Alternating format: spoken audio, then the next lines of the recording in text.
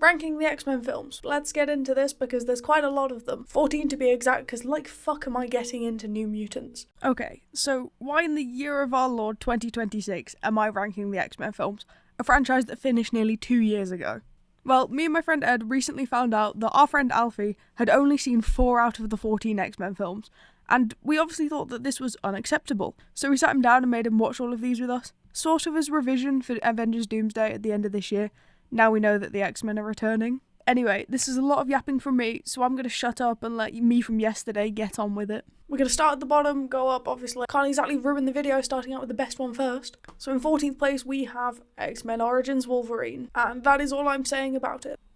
Fine. Deadpool, wasted. Gambit, wasted. All of the actors, wasted. It's just disappointing to watch. Like, you go from watching pretty good quality film straight into X-Men Origins. The best part about this film, the opening, obviously. The little bit through time, fun, love it. If we kept that high quality, maybe this would have been higher up the list. These will get more in depth as we go up. I just don't really care to talk about the ones I don't like. Unless, I get on a rant where I'm like, I really, really hate this one thing about this film. Okay, 30th place is The Wolverine. Now, this is a tiny bit of a cop-out. We didn't actually watch this. I've seen it before, like, previously. It's just, we'd just done, like, Last Stand. We just wanted to get to a good film. And Days of Future Past was right there, and we watched a recap of it for Alfie's sake, and really, did we miss much? Honestly, that kind of says a lot about my opinion of that film just as a whole. Like, it's just kind of boring, not much happens. There's some decent moments, I just can't really see myself rewatching it, like, in the next 5 years. Great end credits, though. I pretty enjoy that. And now we're on to one that I have strong feelings on. It's number 12, Dark Phoenix. This one is the first one that hurts me physically, but we'll start off with some redeeming points about this film. There isn't much, but it is the tiny amount of Quicksilver and most Magneto scenes. Oh, and some of Charles. On Charles, destroying the film's versions of Charles is just kind of insane. Yeah, this sort of plot and this sort of disdain towards Charles works if it's like a comic Charles, or really like X-Men 97 Charles. Doesn't work for the main character of the prequels. We've established that this character will put themselves in danger, will sacrifice stuff. So the characters that criticise him for not sacrificing anything or like giving anything to this cause, what are they on about? Even if I don't really enjoy the criticisms of Charles, I like that Beast is used in this film. I like that he's not just doing what he's done for the last couple and being all okay with Charles. I like that there's a bit of conflict between them. Obviously, we like the ending of the prequels being 2 gay men and chess. And obviously, do we really need to talk about it? Phoenix is rushed. I know that there was the whole production thing with Captain Marvel coming out at the similar time, them having the same villains, the same really like space battle endings. They had to rewrite it for the train. Obviously, the train gets the really, really nice Magneto moment with the guns. But as they did with Last Stand, Phoenix is rushed. And yeah, we're in the 90s, the aging is just ridiculous at this point. Speaking of rushing the Phoenix saga, number 11 is Last Stand. Like, it's just sort of there. Like, I'm not fully positive or fully negative really about it. Like, both of the storylines in this film could have worked. It's just a little overstuffed. They really did try to just do too much with this. Like, we get some stellar Magneto moments. No one ever talks about it.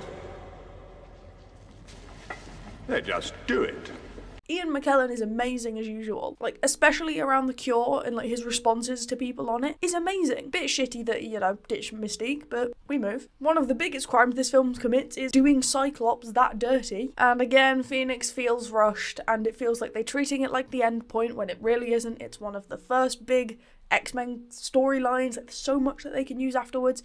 But no, the films seem to treat it like it's the be-all and end-all, like how the Secret Wars or Doomsday's gonna be. It's just not. On to another vaguely disappointing one. At 10, it's X-Men Apocalypse. I will admit, I'm a bit biased on this one. I am a Quicksilver from Apocalypse cosplayer, but let's be honest, every scene he's in is great. He's my father.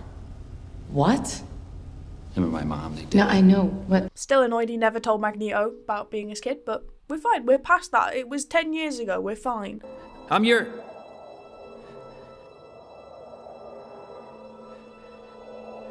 for my family too. Apocalypse as a villain is just weak. Nothing against Oscar Isaac. It's just, he's kind of flat and boring, and why should I care? It's kind of hard having a villain when you've had Magneto so many times that's such a brilliant villain, and then just Apocalypse is like, oh yes, I want to destroy the world. For funnies, I guess. A big weakness in this film for me is the children, like the teenagers. I find Cyclops really fucking irritating. He just doesn't really feel Cyclopsy to me. Like, I love Kurt. I think he's funny. Quicksilver, again, every moment I like of him. Jean, not really big on, but Cyclops I think is really offensive to him. This man is not the same as the one that's in X-Men 97, like, come on. And this film is where you really start noticing that the aging is really weird. Are you telling me that these people are supposed to be over 50, and that I'm pretty sure Peter's supposed to be like 27, which is odd. The 10-year gap between this and Days of Future Past did not help that. Obviously Charles and Eric, we're just going to ignore their ages. Mystique's like the only one that they actually address in the films. In First Class, they're like, oh yes, your lymphocytes, you look like a teenager forever or something. But it's like, you can't really use that constantly. It worked in First Class, it doesn't entirely work for literally every single one of these characters not aging. Also, final negative of this one is the costuming. I don't like Magneto's costume in this. I don't like how he goes from amazing Days of Future Past to whatever this is. I mean, have you seen those ending suits? Those are brilliant. I'm really annoyed that we just never see them again and they get replaced with the generic ass X ones from Dark Phoenix. In 9th place, we have Deadpool. And this is where the films like take a noticeable jump in quality. Like these top ones, I'm like, yeah, I don't really mind. From here, if anyone said that any of these were their favourite, I'd be like, cool, yep. We love a film that immediately just takes the mick out of the entire franchise, especially when it's one as messy as the X-Men. I've become a little bit indifferent on Ryan Reynolds after watching all of these and everything else he was in. It was oversaturated as hell a couple of years ago for Ryan Reynolds, but I do think that this film is genuinely funny. I'm not as big on gore and all of that. You'll probably see that in these rankings, but I dealt with this one pretty well and it doesn't like freak me out, which is a positive. The X-Men characters that they do actually have in here, even if there isn't that many, are really good, and I like that it does have that tie into X-Men other than just saying it's an X-Men film. And it is genuinely a good story, despite it not taking itself too seriously, which is a positive after the really serious ones that have come previously. At number 8, we have the original X-Men film. It's the OG. It's amazingly cast. McKellen and Stewart are amazing in these roles, and so are all of the younger X-Men. It's a great introduction, especially for 2000. Gives us Hugh Jackman as Wolverine, which is amazing, obviously. Even if you should maybe hang it up now, it's been 26 years. Damn straight it is. Fox killed him. Disney brought him back. They're gonna make him do this till he's 90. I love Rogue in it. I find her a really interesting, like, main character for us to follow. Obviously, it does get outdone by later films, but on its own, for 2000, it's so good. It really does reflect 2000 ideas towards comic books. You actually go outside in these things? What would you prefer?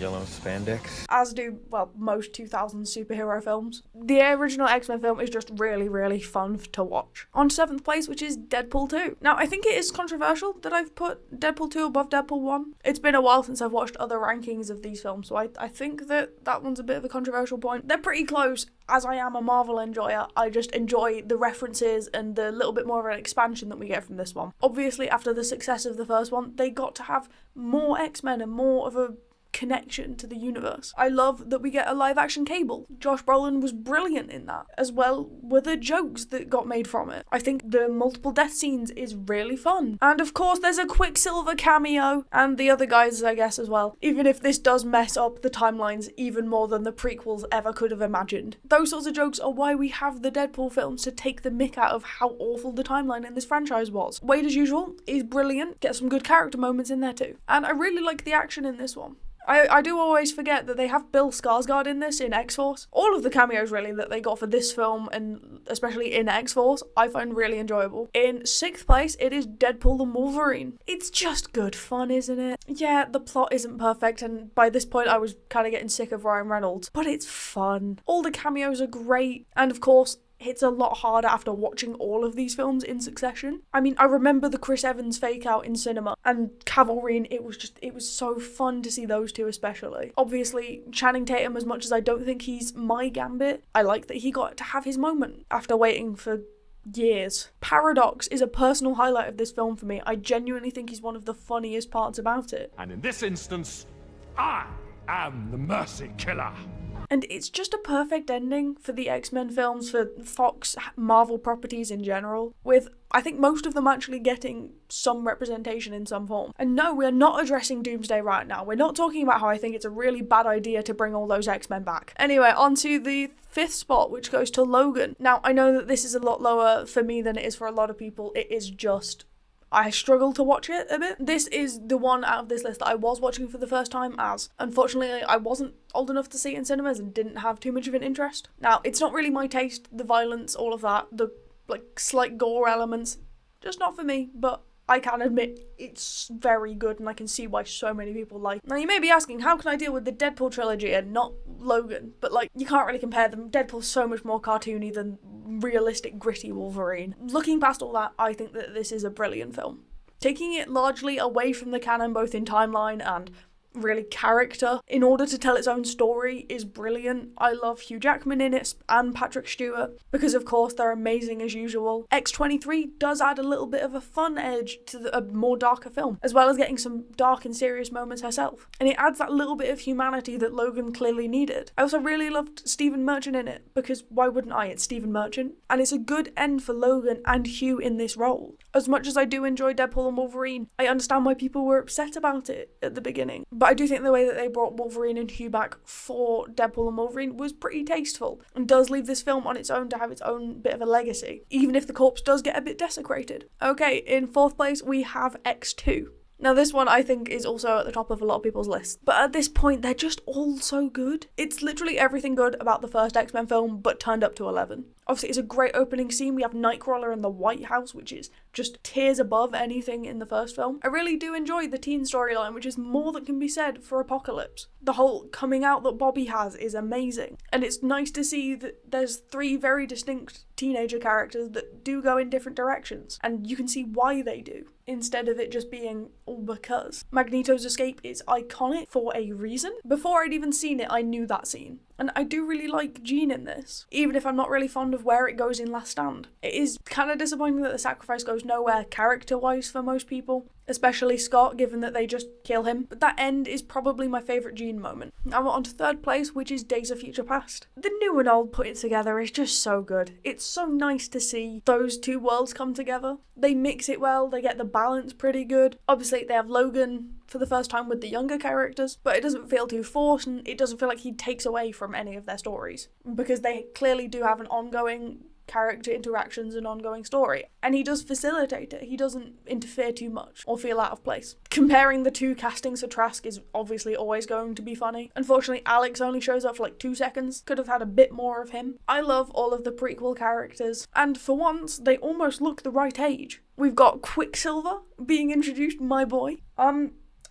See, in my notes, I've just got gay-ass people written, and I'm not even joking. I mean, it's not wrong. Now, if any of you have been paying attention, you'll know that there's really only 1 film left, but there's 2 spots. And that is because we watched the Rogue Cut, and I'm putting the Rogue Cut in second place. Now, it was really off-putting to watch, especially at the beginning. There were small scenes that were slightly changed or edited differently, and I was like, no, I don't like this is bad. A lot of what they did was give the younger characters from the future a little bit more time to talk together. There's one specific bit where Charles starts talking, and I know the line heavily from like edits and rewatching that film over and over, and it was slightly different. I was like, no, this is evil, I hate it.